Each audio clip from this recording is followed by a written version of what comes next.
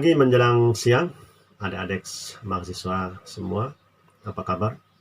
Semoga di masa liburan ini bukan libur sekolah, tapi libur global karena ada persoalan pandemi virus COVID-19.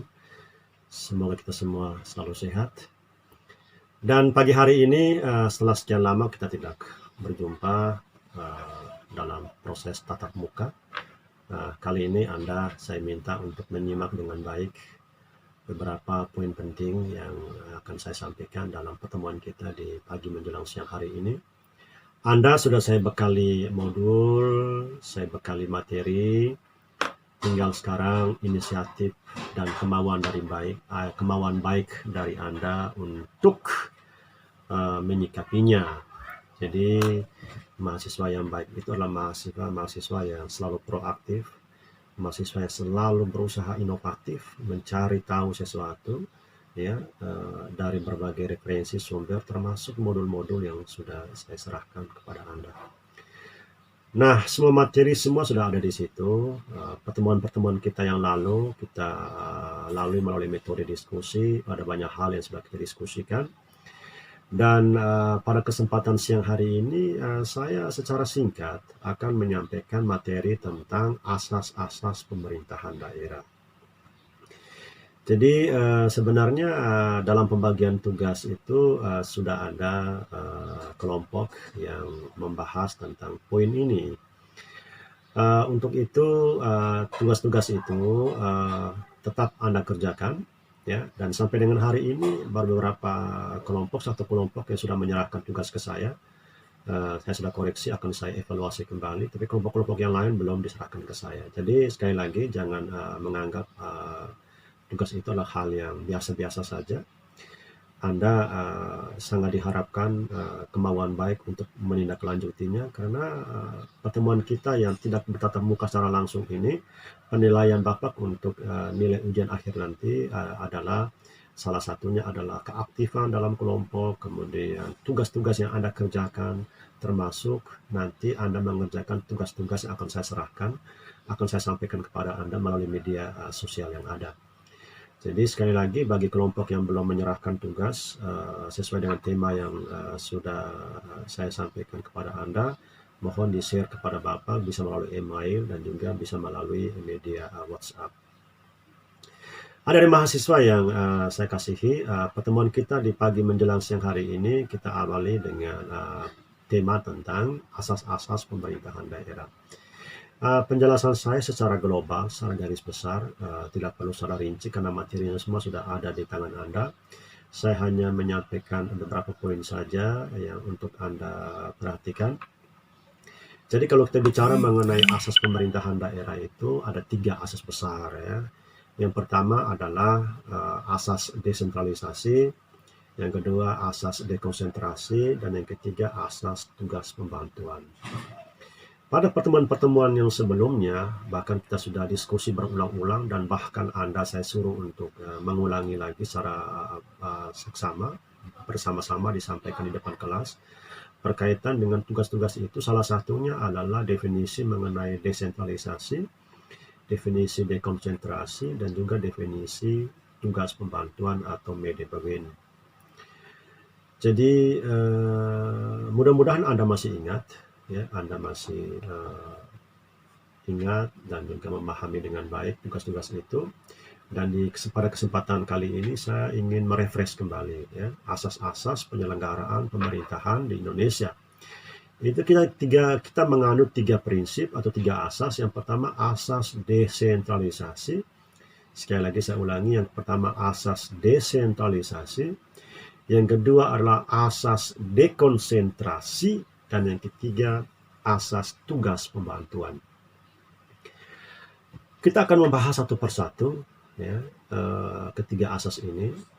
Tapi sebelumnya ketiga asas ini dia tidak hadir begitu saja, tetapi ada regulasi aturan yang menjadi pengikat yang mengatur asas-asas penyelenggaraan ini.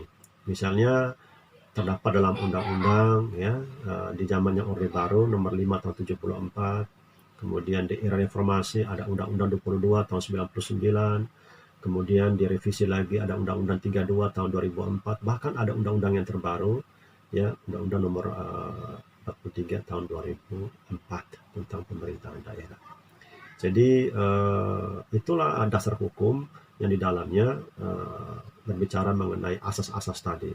Bagaimana asas desentralisasi dan bekerja, bagaimana dekonsentrasi dan berfungsi, dan juga asas tugas pembantuan juga semua sudah dijelaskan secara rinci dalam undang-undang itu. Kita lihat asas desentralisasi. Jadi asas ini dia tidak muncul begitu saja. Ada sejarah panjang, bahkan pada masa pemerintahan Belanda sebelum Indonesia merdeka, asas ini sudah berlaku. Asas ini sudah diterapkan di Indonesia. Ya, jadi pada saat itu kalau kita membaca secara saksama beberapa literatur yang bicara mengenai penerapan desentralisasi di Indonesia pada zaman Belanda, kemudian walaupun tidak sempurna tetapi sudah meletakkan fondasi bagaimana pelimpahan kekuasaan kepada pemerintahan di bawahnya untuk mengatur, mengelola, mengurus rumah tangganya masing-masing. Jadi ada banyak ahli, misalnya Kusuma Atmaja, ya, ini seorang ahli pakar otonomi daerah. Ya, dia akan menjelaskan tentang desentralisasi dari konteks ketatanegaraan. Nah, Anda bisa lihat di modul, Anda baca. Pada prinsipnya itu menurut profesor ini, doktor ini, bicara mengenai bagaimana pelimpahannya, bagaimana pemberiannya, bagaimana penyerahannya, bagaimana pembagian, distribusi, dan lain sebagainya. Itu semua diatur. Kemudian di Undang-Undang Nomor 5 Tahun 74 pada masanya Orde Baru, di rezim Orde Baru juga disebutkan asas ini atau asas desentralisasi ini adalah pelimpahan urusan pemerintahan dari pemerintah atau daerah tingkat atasnya kepada daerah untuk menjadi urusan rumah tangganya. Kemudian di era reformasi di Undang-Undang 22 tahun 99 disebutkan desentralisasi itu adalah penyerahan wewenang pemerintahan oleh pemerintah, ya, kepada daerah otonom dalam kerangka Negara Kesatuan Republik Indonesia. Kemudian Undang-Undang 32 tahun 99 tahun 2004 itu disebutkan desentralisasi itu merupakan penyerahan wewenang, ya, dari pemerintah. Jadi penyerahan wewenang pemerintah, ya, pemerintahan oleh pemerintah pada daerah otonom untuk mengatur, mengurus urusan pemerintahan dalam kerangka Negara Kesatuan Republik Indonesia.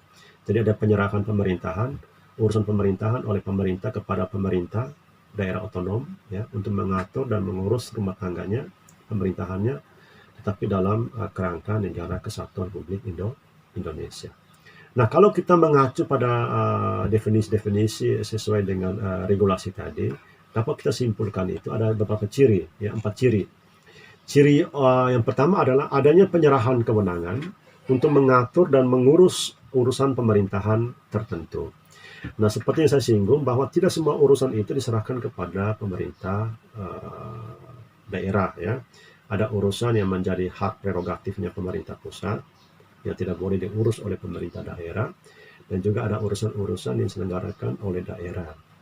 Yang kedua adalah adanya urusan pemerintahan yang menjadi urusan rumah tangga daerah. Yang ketiga adanya lembaga perwakilan daerah yang bersama-sama dengan kepala daerah menyelenggarakan urusan pemerintahan yang menjadi urusan rumah tangga daerah. Nah, ini yang kita sebut dengan prinsip tadi, dekonsentrasi, ya.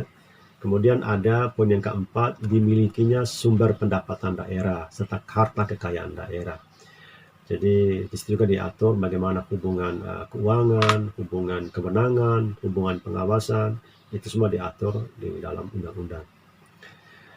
Kemudian ada juga pendapatnya Bayu Suryaningrat, desentralisasi dibagi atas 2, desentralisasi jabatan dan desentralisasi kenegaraan. Anda baca, ya. Ada juga kenegaraan dibagi lagi 2, desentralisasi teritorial dan juga desentralisasi fungsional. Juga Anda baca di situ. Ada keuntungan-keuntungan penyelenggaraan pemerintahan berdasarkan asas desentralisasi. Jadi ada keuntungannya apa? Keuntungannya ada Satu, desentralisasi memberi penilaian yang lebih tepat kepada daerah dan penduduk yang beraneka ragam. Jadi kalau penduduk yang multi kultur budaya ya, kultur budaya tadi multi, pokoknya semua multi ya, agama, suku, ras itu desentralisasi ini merupakan sebuah pilihan yang tepat. Yang kedua, desentralisasi meringankan beban pemerintah karena pemerintah pusat tidak mungkin mengenal seluruh atau segala kepentingan dan kebutuhan masyarakat setempat. Yang paling tahu adalah pemerintahan daerah. Yang ketiga, dengan adanya desentralisasi dapat dihindarkan dari beban yang melampaui batas dari perangkat pusat yang disebabkan karena tunggakan kerja. Jadi kalau semua diurus oleh pusat, maka membuat beban kerja pusat menjadi besar, dan ini berakibat dari penyelenggaraan menjadi tidak maksimal. Maka dilimpahkanlah kewenangan tugas urusan kepada pemerintah daerah. Yang berikutnya, pada desentralisasi, masyarakat setempat dapat berkesempatan ikut dalam proses penyelenggaraan pemerintahan. Jadi kalau selama di rezim Orde Baru masyarakat itu hanya sebagai objek, tetapi di era sekarang itu adanya desentralisasi, masyarakat diharapkan sebagai subjek, pelaku ya, berpartisipasi aktif di dalam proses pembangunan dan pemerintahan. Dan yang terakhir, desentralisasi juga meningkatkan peran serta masyarakat dalam melakukan kontrol kepada segala tindakan dan tingkah laku pemerintah. Nah, ini disebut dengan mekanisme check and balances. Jadi ada yang bekerja dan juga ada yang mengontrol. Masyarakat punya peran itu untuk mengontrol. Kemudian juga ada Pak Yosef Priwokaho juga berpendapat mengenai keuntungan-keuntungan dari desentralisasi. Nanti Anda baca lagi di situ dari poin A sampai dengan poin G. Kemudian juga di samping keuntungan juga ada kelemahan-kelemahan. Kelemahan-kelemahannya itu ada 5 ya. Jadi oleh karena besarnya organ pemerintahan, maka struktur pemerintahan bertambah kompleks, hal mana mempersulit koordinasi. Memang dengan adanya pelimbahan ini, maka pemerintahan itu dari sisi struktur tidak lagi menjadi lebih ramping, tetapi menjadi gemuk, karena banyak sekali organ-organ pemerintahan yang berperan untuk menyelesaikan tugas dan kewajibannya masing-masing. Nah, ini akan mempersulit koordinasi.